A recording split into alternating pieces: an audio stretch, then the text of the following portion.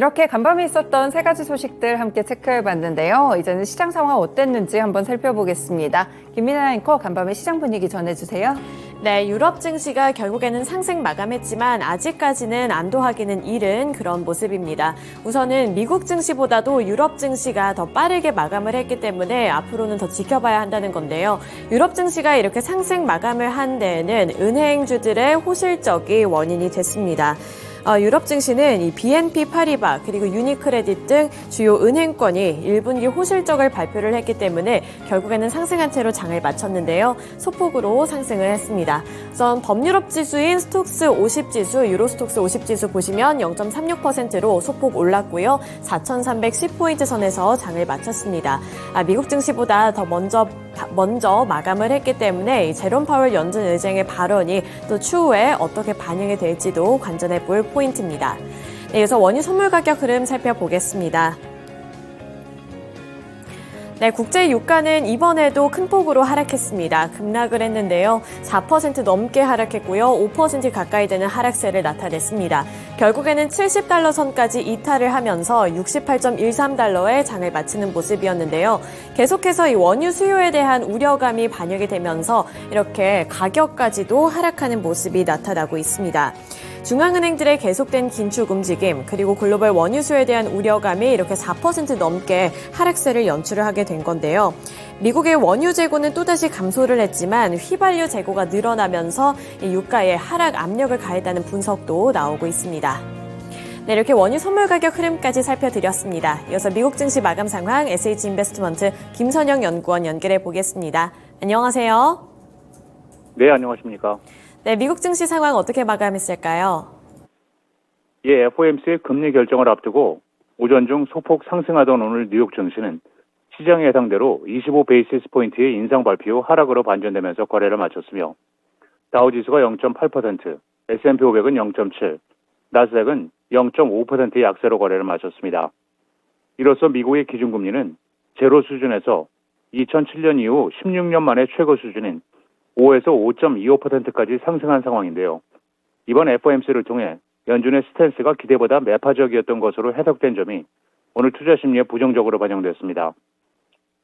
제롬 파웰 연준 의장은 비주택 서비스 부분의 인플레이션이 둔화하고 금리 인하가 적절하다고 판단하기 위해서는 수요와 노동시장의 상황이 좀 더 약해져야 할 것이라면서 금리 인하는 아직 시기상조라고 일축하면서 연준은 필요하다면 더 강도 높은 통화 긴축에 나설 준비도 되어 있다고 덧붙였습니다.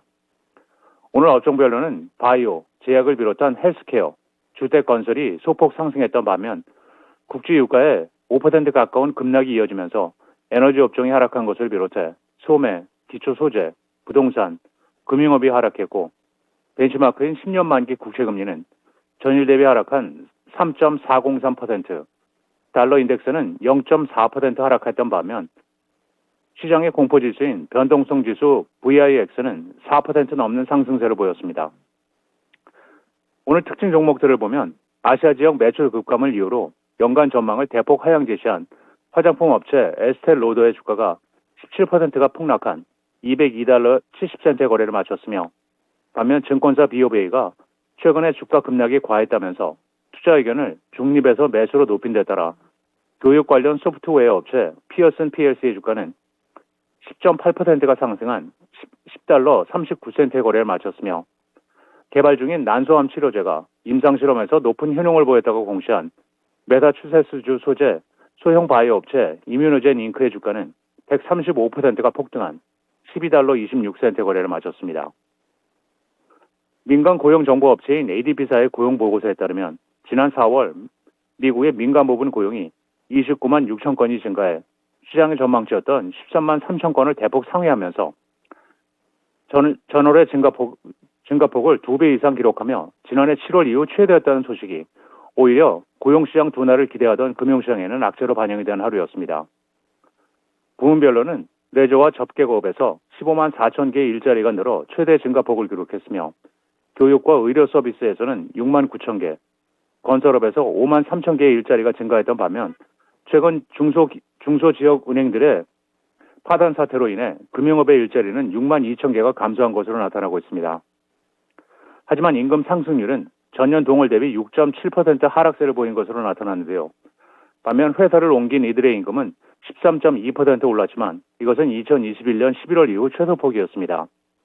이번 보고서는 미국의 노동시장 과열이 이어지는 와중에 조금씩 둔화 기류가 보인다는 점을 방증하는 것이라는 분석인 가운데 ADP사 측은 임금 증가폭 둔화는 기업들이 채용을 늘리는 동시에 임금 상승을 억제하고 있다는 것을 의미한다고 설명하고 있습니다. 로버트 캐플란 전 댈러스 연방은행 총재가 미국의 지역은행 위기가 끝나지 않았으며 연준이 금리 인상을 이제는 중단해야 한다고 주장했습니다.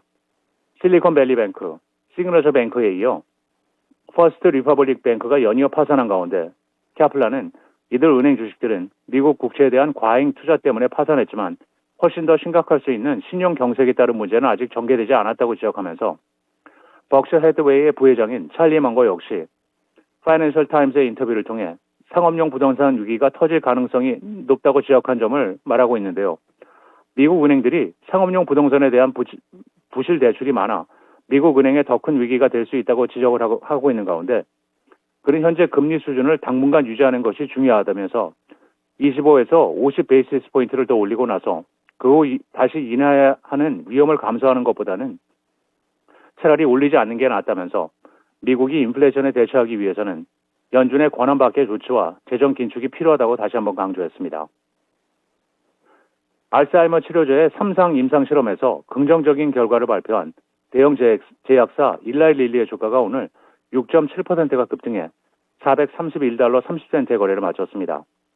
일라이 릴리는 자사의 알츠하이머 치료제인 도나네밥을 초기 단계 알츠하이머병 환자들에게 매월 투약한 결과 투약받지 않은 환자들보다 기억력과 사고력 등 인지기능과 일상활동 수행 능력 저하를 약 35%가량 늦췄으며 이 약을 복용한 환자는 다음 단계로 진행될 가능성이 39%더 낮은 것으로 나타났다고 밝혔고 뇌 부종과 출혈 부작용으로 사망한 실험 참가자는 단 3명이었다고 밝혔습니다. 일라이 릴리는 3상 시험 결과가 이같이 나타남에 따라 이번 분기 내에 FDA의 승인을 신청할 것이라고 전하고 있는데요. 이 회사는 이전에도 이 약의 신속 승인을 신청했지만 지난 1월 FDA는 이 요청을 거부하고 최소 12개월간 항체를 받은 환자들에 대한 추가 데이터를 회사 측에 추가로 요청한 바 있었습니다. 마지막으로 내일은 노동부의 1사분기 노동 생산성과 단위 노동 비용, 주간 실업수당 청구 건수, 그리고 상무부의 3월 미국 무역 적자, 에너지청의 주간 천연 가스 재고량이 발표되고 애플을 시작으로 코인베이스 글로벌, 이엘프, 슈퍼파이, 쉐이크쉐이크 잉크, 조에테스, 스타우드 프로퍼티, 아메리칸 인터내셔널 그룹, 엔하이저부시 인베브, 카디널 헬스, 도어대시, 드롭박스, 포티넷 잉크, 켈로그, 리프트, 마이크로칩 테크놀로지, 그리고 파퍼존스 인터내셔널이 지난 분기 실적을 발표하게 됩니다. 네, 연준의 금리 인상 그리고 8월 연준 의장의 이런 조건부 발언에 따라서 미국 증시가 하락했다는 점 체크해 보시면서 앞으로의 투자 포인트 잡아보시길 바라겠습니다. 오늘 말씀 고맙습니다. 예, 감사합니다. 네, 이렇게 미국 증시 그리고 유럽 증시 마감 상황까지 함께 전해드렸습니다. 이어서 국내 증시 마감 상황 함께 살펴보도록 할 텐데요. 전 코스피 시장부터 살펴보도록 하겠습니다. 전일 시장에서 코스피 지수 다시 한번 하락한 채로 장을 마쳤습니다. 0.91% 하락한 2,501포인트에서 장을 마치면서 2,500포인트 선의 턱걸이로 장을 마치는 모습이 나타났는데요. 업종별로 보시더라도 대형주 중심의 하락세가 이어졌고요. 빨간불보다도 파란불이 더 크게 나타난 모습입니다. 우선은 전기전자 섹터 보시면 삼성전자를 비롯해서 2차전지 셋업체들까지 이렇게 대형주들이 일제히 하락하는 모습이 나타났는데요. 이 중에서도 2차전지 셋업체들의 타격이 굉장히 컸습니다. LG에너지솔루션 주가부터 함께 살펴보도록 하겠습니다. LG에너지솔루션이 4.06% 하락하면서 56만 7천 원 선까지 밀려났는데요. 주가의 흐름 살펴보시더라도 장 초반부터 오후장으로 가면 갈수록 이렇게 탄력이 더욱더 둔화되는 모습이 나타났습니다. 낙폭을 깊게 키워나가는 주가 흐름이 포착이 됐는데요. 이 원인은 올해 1분기 한국 배터리 3사의 세계 시장 점유율이 전년과 비교했을 때 하락했기 때문입니다. 배터리 전문 시장 조사 기관인 S&E 리서치가 집계한 자료를 보면 1분기 K배터리사 3사의 시장 점유율은 24.7%를 기록을 했는데요. 지난해 같은 기간에는 26%라는 시장 점유율을 확보하고 있었는데 이와 비교했을 때 1.3%포인트가량 감소한 수치였습니다. 여기서 LG에너지솔루션이 전체 차지를 하고 있었던 비율 자체가 14.5%였는데 순위도 2위에서 3위로 밀려나게 됐습니다. 이렇게 1분기 K배터리 점유율이 낮아지게 된 데에는 중국이 원인이 됐는데요. 중국의 이런 배터리사들이 1위와 1위를 나란히 기록을 했습니다. 이 CATL 그리고 비아디가 1위와 2위를 기록을 했는데 이 두 기업이 총 합쳐서 시장 점유율 50%를 넘게 확보를 했고요. K배터리 3사는 다 합쳐서 24.7%이기 때문에 경쟁력이 상당히 조금 밀린다 이런 평가를 받으면서 2차전지 관련 종목들이 일제히 하락을 했습니다. 이에 따라 삼성 SDI도 2.29% 하락하면서 68만 4천 원의 종가를 만들어냈고요. 마찬가지로 장중에 이렇게 흐름이 비슷하게 나타났습니다. 탄력이 점차 갈수록 둔화되는 모습이 나타났다는 점도 체크해 보셔야겠고요. LG화학도 2.68% 하락한 72만 6천 원에 거래를 마쳤습니다. 장 후반부로 갈수록 낙폭을 더욱더 깊게 키워나가고 있다는 점도 확인을 해 보셔야겠습니다. 네, 이어서 한미 반도체 한 가지 살펴보도록 하겠습니다. 한미 반도체가 전일 시장에서 8% 넘는 강세 흐름을 기록을 했는데요. 8.67% 오른 23,200원의 종가를 형성했습니다. 이 한미 반도체 같은 경우에는 장 후반부로 갈수록 상승폭을 확대해 나가면서 강한 흐름으로 장을 마쳤고요. 최근 이 한미 반도체 주가 수익률을 보시더라도 굉장히 긍정적입니다. 3년간의 흐름 보셨을 때는 이미 202%의 수익률을 달성을 했고요. 파란불보다는 계속해서 빨간불이 들어온 만큼 한 주간 수익률, 한 달간 수익률, 세 달간 수익률만 보시더라도 계속해서 55%까지 올라가는 모습이 나타나고 있습니다. 인공지능 관련 HBM 수요가 증가하고 있다는 점이 긍정적인 재료로 작용이 됐는데요. 한미 반도체는 인공지능 산업의 성장에 따라 수요가 늘어나는 머신러닝 연산에 필요한 이 HBM 등 첨단 반도체를 결합하는 본딩 장비를 만드는 회사인데 이러한 기술력이 부각을 받으면서 앞으로의 시장 기대가 된다는 겁니다. 현대차 증권에 따르면 SK하이닉스의 HBM 글로벌 시장 점유율은 2022년 50%에서 2023년 53%로 확대가 될 것으로 전망이 됐는데요. 이렇게 50% 이상 성장할 것으로 예상이 되는 가운데 첨단 반도체를 결합하는 이 본딩 장비를 만들고 있는 한미 반도체도 주가가 영향을 받을 것이라며 증권가의 호평이 이어졌습니다. 이에 따라서 8%대 강세 흐름을 나타냈습니다. 네, 이어서 엔터주에서 하이브 살펴보도록 하겠습니다. 최근 엔터주들의 흐름이 나쁘지 않았다는 점 저번에도 짚어드린 바 있는데요. 전일 시장에서도 하이브의 주가가 다시 한번 튀어 올랐습니다. 3.51% 오른 29만 4,500원에 장을 마쳤는데요. 변동성은 강했습니다. 장 초반에 더 크게 탄력을 받아 나갔지만 장 이후에 탄력이 살짝 둔화되긴 했습니다만 여전히 상승권에 머무르면서 장을 마쳤고요. 마찬가지로 수익률이 최근 들어서 계속해서 올라가고 있는 모습도 연출이 되고 있습니다. 이 엔터주들이 전반적으로 올랐는데 하이브가 그 중심에 있었다고 볼 수가 있는데요. 증권가에서도 이 하이브의 목표 주가를 줄줄이 상향 조정에 나섰습니다. 최고가는 37만 원까지 제시하는 곳도 있었고요. 이 하이브의 주가는 장중에 30만 3천 원까지 올라가면서 52주 신고가를 경신하기도 했습니다. BTS의 부재에도 커진 멀티레이블 체제가 과실이 됐다 이런 부분들도 증권가가 좋게 평가를 하고 있고요. 2분기에는 BTS의 슈가, 세븐틴 등의 힘을 입어서 최대 실적을 기록할 것이라는 전망까지 호재로 작용이 됐습니다. 네, 이어서 코스닥 시장 살펴보도록 하겠습니다.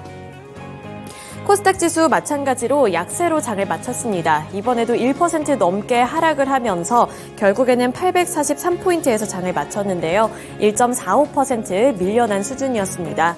업종별로 보시더라도 혼조세가 드러났는데 지금까지 코스닥 시장을 이끌었던 이 대형주들이 급락을 하면서 1% 넘는 약세로 장을 마쳤습니다. 가장 눈에 띄는 종목들이 바로 에코프로 그룹주들이 아닐까 싶은데요. 에코프로의 주가가 어제도 8% 넘게 급락을 했습니다.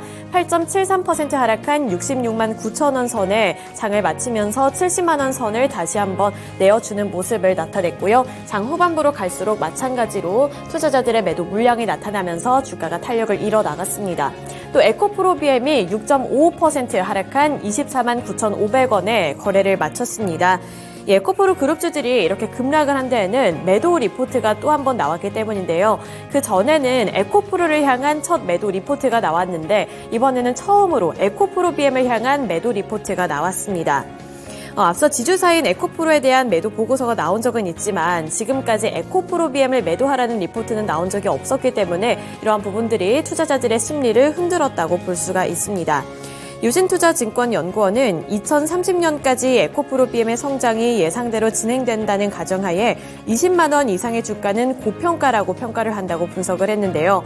현재 에코프로비엠의 기업 가치는 2030년 생산 능력이 100만 톤에 달하는 것을 가정한 수준이라고 판단이 된다며 2027년 기준으로 회사가 제시한 생산 능력 가이던스는 71만 톤이고 고객사들이 미국 시장에서 추가 배터리 공급 계약을 하고 있기 때문에 100만 톤까지 양극재 생산 능력을 늘릴 수 있다고 본다고 말을 했습니다. 하지만 2030년으로 갈수록 이 전기차 배터리와 또 이 시장 성장률이 낮아질 것이기 때문에 현 주가 수준은 과도하게 평가가 되어 있다고 분석을 한 건데요. 이에 따라서 에코프로비의 주가가 시간이 지날수록 더욱더 급락하는 모습이 연출이 됐습니다.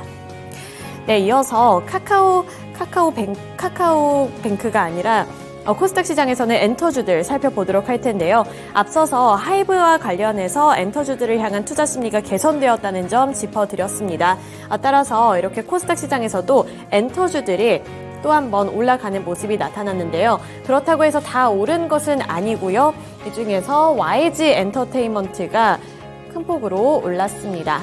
YG 엔터테인먼트 주가 살펴보시면 3.28% 올랐고요. 66,200원의 종가를 만들어냈습니다. 네, 제가 이렇게 엔터주를 설명해 드리기 전에 카카오뱅크에 대해서 잠시 언급을 했는데 코스피 시장에서 카카오뱅크가 이번에 호실적을 발표를 하면서 강세 흐름을 나타냈다는 점까지 짚어드리고 마무리 짓겠습니다. 네, 이렇게 코스피 시장 그리고 코스닥 시장에서의 특징주들까지 함께 알아봤고요. 지금까지 글로벌 증시 그리고 국내 증시 마감 상황 전달해 드렸습니다.